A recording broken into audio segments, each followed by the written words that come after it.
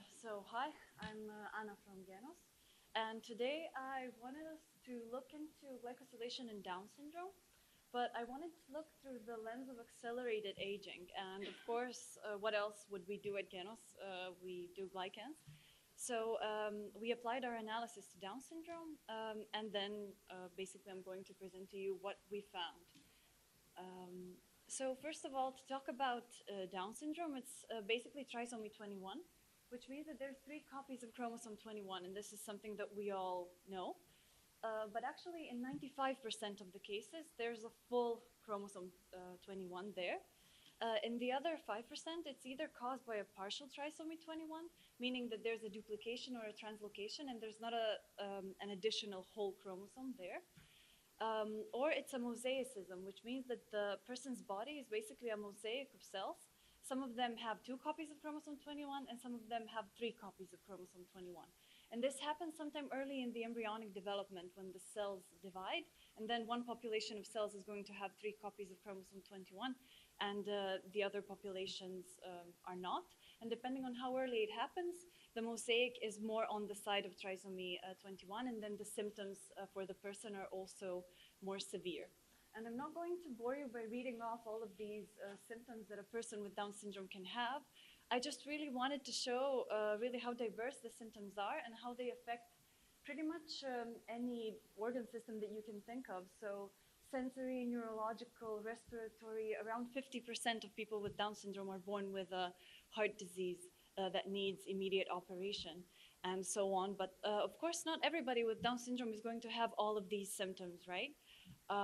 They're a very complex and a very divergent group of people. So some of them will have some of these symptoms and then some of them won't. But there are certain things that are really ubiquitous and that are really very widespread, and nearly everybody with Down syndrome will have them. And these are all signs that point toward premature aging. So first of all, it would be early onset dementia, whereas, and this is really well known, the cause is known. There's a triplication of a certain gene that causes this, and almost everybody with Down syndrome by the age of 40 is going to already have signs of Alzheimer's dementia in their brains. So they unfortunately get Alzheimer's dementia around 20 to 30 years before the regular population. And then also their cells will age much more quickly than ours will. And this is because of an increased DNA damage because they have less DNA damage repair. And then they also have a reduced tissue regenerative capacity, which is not only reflected in their skin and in the way that they develop alopecia very often, but also their immune system is affected by this as well. So it gets restored much less than, for example, for the rest of us. So all of these signs basically point toward premature aging, so much so that people who are really well-versed and who are into the field of Down syndrome will actually call it a progeroid state, meaning that this premature aging is really widely spread among these people. So while we were thinking about what we are going to do regarding glycosylation in Down syndrome, it was really a no-brainer. And there have been many people here talking about IgG, so I won't bore you about what it does. We know that it's a really important immunological molecule. And what we do, of course, is we analyze its glycans. And what we've noticed, and this is not just us, so a lot of people have replicated this, a lot of people have seen this as well. And this is the fact that with aging, for everybody, for the general population, the level of G2 or this glycan, or in general glycans that have 2 terminal galactoses, it goes down, while the level of G0 goes up as people age. So this is true for healthy people, so basically for the general world's population. And because we know this, and we know what the IgG and glycome looks like when we run it on a UPLC, of course, we don't only look at galactosylation-related traits. As you can see, we divide it into those that don't have any terminal galactose, so G0, and then G1 and G2, depending on how many terminal galactoses they contain. We also analyze the sialylation, we analyze the fucosylation, and so on. But what I really wanted to focus on here is the aging-related changes. And the most prominent of those are, of course, G0 and G2. Just to briefly show you our study concept. So we had 3 different populations from France, from Italy, and from the UK. And we had people with Down syndrome, and we had their healthy peers. So they were age and sex matched. And here you can see that basically all of the derived traits that we calculated and compared, basically all of them were significantly different here. But again, my focus here is going to be on G0 and G2. You can see that G0 is significantly higher. And let me just show you so that would be probably easier. Okay, so here in people with Down syndrome, G0 is significantly higher than in their healthy peers, and G2 is significantly lower than their healthy peers, meaning that their glycome basically acts as if they are older when they are not. So what we also then wanted to see is how all of these traits change as they age. So what is the dynamic of these traits? And again, just for the sake of time, I wanted to focus on G0 and G2. And you can clearly see here, first of all, two things. That these curves have the same sort of way of moving through time. So it's not that people with Down syndrome will age more quickly at a certain age, but they are shifted, meaning that people with Down syndrome will have an older glycome at a much younger age. And from these curves, we calculated that it's approximately 19 years of age in difference in this sort of glycome age when you look at G0 and G2 between them and between the healthy population. And this paper has actually been merged with two other papers or two other big studies, and then it was published last year in eBiomedicine as this huge paper that doesn't even have glycosylation in the title. But if you would like to read it, it's a really interesting paper. It's just that it's really a lot, and maybe you might not think that glycosylation is even mentioned there, but it is, and it supports this big finding of this one particular gene that really affects premature aging in Down syndrome, but it's sort of in the backdrop. But when we got these results, we thought they were really cool, and that they also really supported the idea that IgG reflects biological age as well and not just chronological age. And then we were thinking of what we want to do next with Down syndrome. And we have this really great collaboration with Queen Mary University in London. And I was actually lucky enough to go there for a period of 6 months. And what I did was this sort of little experiment. Unfortunately, you can't do much with cells in 6 months, which I wasn't aware of, but then I quickly found out how easily cells die. You wouldn't believe it if you don't work with them. But anyway, we did something really successful. And over there at Queen Mary, there's this group. They do Down syndrome research. They've been doing it for so long. The professor who is the PI there was actually one of the people who sequenced chromosome 21 within the Human Genome Project. So he's been in this field for a long time. And they have this amazing model. So I mentioned to you before that you can get Down syndrome as a mosaic, right? So there's a person who has mosaicism, meaning that some of their cells have disomy 21 and some of their cells have trisomy 21. And what they did is they took their skin fibroblasts, they grew them in culture, and then they were also one of the pioneers in the iPSC technology. And iPSCs are induced pluripotent stem cells, which means that you take cells that are already differentiated and then you reprogram them back into stem cells. And then from those pluripotent stem cells, as their name suggests, you can pretty much get any sort of cell that you would like to analyze. And what they do at Queen Mary, they usually work with brains, they work with Alzheimer's dementia. So the logical step was for me to differentiate them into NSCs. These are neural stem cells, so they can differentiate into either neurons or astrocytes or dendrocytes or pretty much any neural cell type in the brain. And we had 3 biological replicates for each of these cell types, so 6 biological replicates in total. Of course, this was only one individual. So that was basically my work over there, and then I sent the samples over to Genos, and we analyzed the released N-glycans from these cells. And here are the profiles that we got. So these are UPLC annotated glycoprofiles. You can see even though I had 4 sample types, I separated them here in only 2 chromatograms. This is because the most notable differences were, of course, as expected between the different stem cell stages. So iPSCs and NSCs, between those 2, we saw the most changes, and this is, of course, what we expected as well, because even though these cells are different, they are still very, very like. So we wouldn't expect to see that much difference between any kind of genotype at that cell stage. If you're working with cell glycomes, you can see that these are pretty much the standard kind of stem cell glycome. You have these really prominent peaks that are all high mannose structures.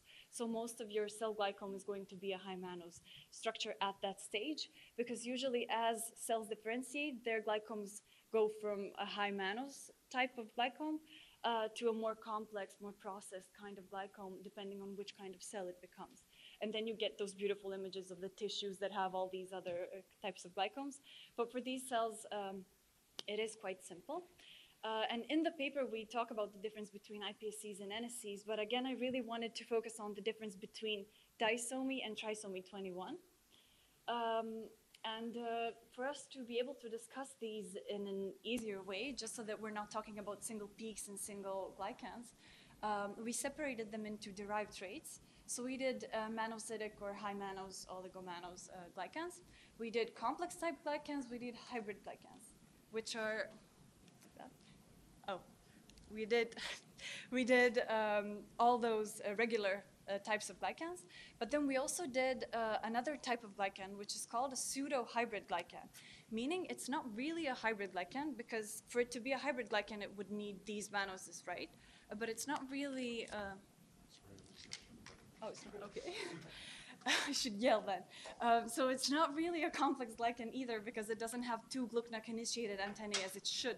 So some people call these truncated glycans, some call them monoantennary complex glycans, but we decided to call them pseudo-hybrid in this study. And why I'm talking so much about them is because they were kind of one of the main differences that we noticed between disomy and trisomy. And if we're looking at iPSCs only, we can... That's okay. There you go. Thank you. Oh, okay, that's easier. So if we're looking at iPSCs only, we can see that in disomic cells, this GP17, so if we go back here, it's this peak right here.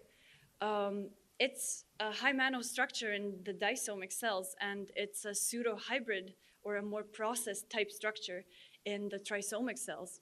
And this also reflected on the total levels of pseudo-hybrid glycans once we calculated them as a derived trait. There were significant differences between disomy and trisomy regarding the levels of precisely those glycans.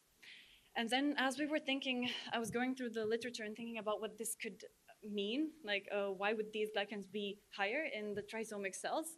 Well, these glycans usually, for example, in rats, they will go up during neurodevelopment. So the older the rat brain is, the more pseudo-hybrid glycans there will be. So in that way, these results would also replicate the results that we got on IgG, meaning that this glycome is acting as if it's older or as if it's in a higher state of development. We can't really talk about older if we're talking about stem cells, but it's going in a similar vein. And then there were also results from a study on human brain samples, which are very precious, as you mentioned, but that call these glycans truncated glycans because they are actually truncated. That's the mechanism by which they occur. We just didn't call them that because we're not sure which is the exact mechanism by which they occur in our cells. But in the brain tissue, they're called truncated glycans, and they are higher in the adult brain than they are in the fetal brain, meaning that these cells act as though they are older, let's call them that. And there was another difference. This was the only significant difference we got while comparing individual peaks. And this was GP23. It was this hybrid structure that most likely contains a Lewis X epitope. I was just really conservative during the annotation. This glycan was lower in trisomy 21, and the only thing I could find, I didn't find anything in human samples while researching this glycan and its abundance related to age or anything similar. But what I did find is that in rats, this epitope gets lost during neurodevelopment. So again, it kind of goes in the same vein. It's lower here, and it's lower during neurodevelopment. Regarding the functional implications, of course, it's really an open question because this is just kind of the first study looking into this type of sample. And that's basically what we saw. So with some caution, of course, we have to say that we only had one person who had mosaic Down syndrome, even though they were a really good model, because the only difference is the extra copy of chromosome 21. You don't have any other genetic manipulations or any other genetic differences. Still, there's a caveat that this is one person, of course. But in this one person, we noticed that neural differentiation seems to be premature in the trisomic cells. And so now we can definitely add the N-glycome here based on our IgG conclusions, which was also actually replicated by Professor Manfred's lab in a really nice study as well recently. And also based on our cell-based results as well. We can add the N-glycome here. However, we're not exactly sure where. So is it one of the symptoms of Down syndrome that actually causes or contributes to premature aging? Or does it belong here as a sort of a symptom that is also caused by premature aging? It's not simple, of course, because when you're working with glycans, nothing really ever is. But yeah, it's definitely somewhere here, so the rest of the story remains to be elucidated by functional studies and basically by future work.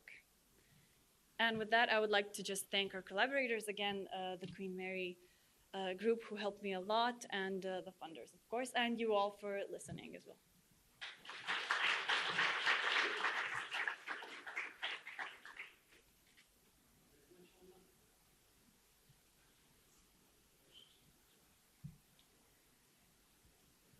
It was a very nice talk. So it looks like the patients with Down syndrome are their IgG glycans are set differently at the start. Yeah. I mean, I don't know the answer to this, but maybe I should. But what sets the glycosylation profile of an individual? So if you go back, I hate to say it, to like year age or a month old, what sets that glycan profile? So that is a really good question. We actually, in that same study, I just didn't present it right now for the sake of time, but we also analyzed children's samples, which we were able to get from a hospital. We only had quite a small number of samples, of course, especially there was an issue with acquiring blood samples from healthy children.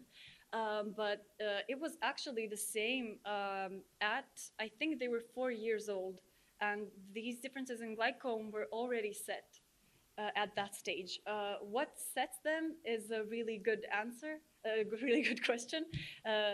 But yeah, we're just not sure. It's probably a combination of genome and the environment and everything else. But seeing as we're already seeing results or differences at the stage of stem cells, maybe it even happens in utero already. We're not sure. Yeah. I think you just answered my question. I was going to ask whether you had data going back further into perhaps at birth, because obviously your trajectories already start at a distance at age 20. But I think you just sort of answered the question. Yeah. Thank you anyway.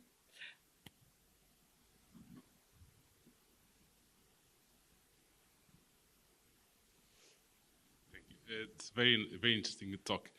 I'm just wondering, in your opinion, is there a way to revert the glycosylation aging? To revert aging in Down syndrome, premature aging? Or just the cells? Just the cells? Yes. Well, we are working on that constantly, so hopefully there will be a way. I mean, over at the Professor Cindrić's group at Queen Mary, they're actually actively working on developing different treatments that could potentially revert the premature aging that happens in Down syndrome. Mm-hmm. And that could potentially also then revert the glycosylation.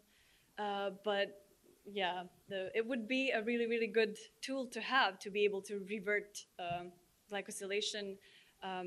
Yeah, I think it's one of the future plans, one of the things that are kind of set for the future. But yeah, that would be a really good thing to develop. Thank you.